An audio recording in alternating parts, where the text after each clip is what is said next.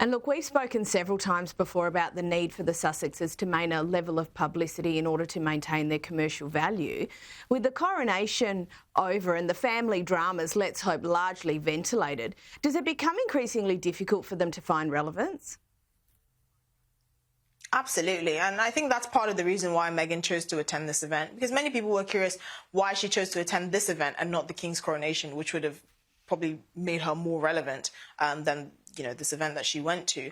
But the reality is they've really struggled to carve their own path in a way that maintains the kind of relevance and social standing that they wanted. I don't think they really want to engage in acts of public service while knowing that the public are sneering and laughing and just completely not interested in what they have to say. And I think that's the difference between the Sussexes and Princess Diana.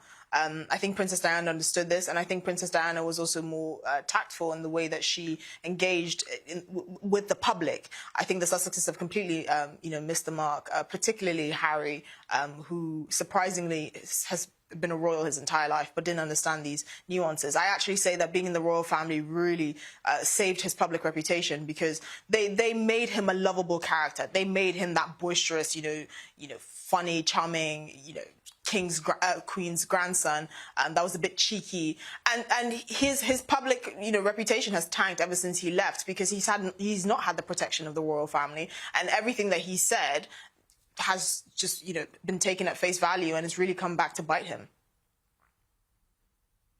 Now, we know that the royal family, including Princess Kate, they do support a number of not-for-profits and other community organisations.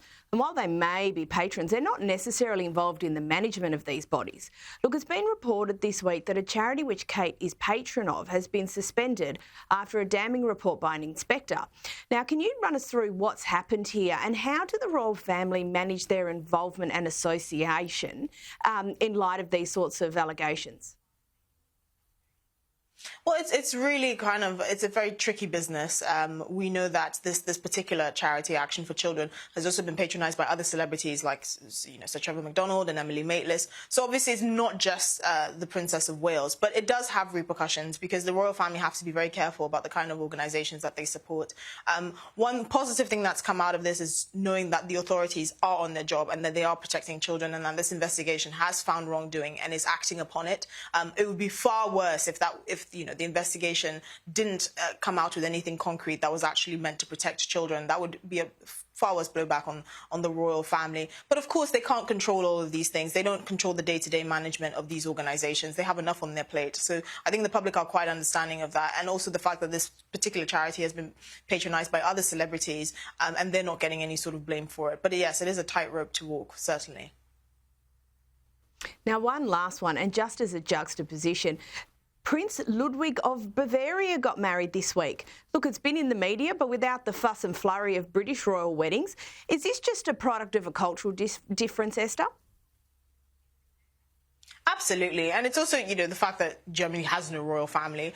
This is a distant relative of the last king of Bavaria. So it's not really that, I suppose, culturally relevant just because Germany no longer has a royal family. But there are other sort of minor royal pretenders, should I say, in Europe, like, the Prince of Romania, that like to keep that lineage to their royal families. But even the European countries that do still have their royal families, they're very low-key. They don't exercise as much influence or soft power as the British royal family, of course.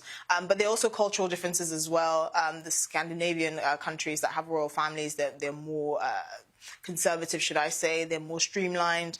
So it is a significant cultural difference, but it's also has to do with the amount of influence that they have in general in the society and the world at large.